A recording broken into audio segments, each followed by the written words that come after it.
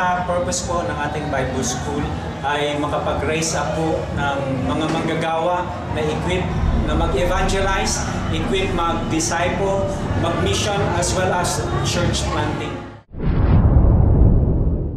Lalo nila maunawaan ang simbahan, what is the body of Christ, ano ang function nito, spiritual gifts nila. Pag-aaralan din yung area ng management, paano ba nila ma-manage ang kanilang sarili nang sa ganon, ma-manage nila ang ministry, may pinagkatiwala ng Panginoon. Hermeneutics as well as homiletics na kung saan ma-equip sila sa area ng pagtuturo. That the growth of the church depends upon the training and preparedness of our workers. And I believe that statement with all my heart.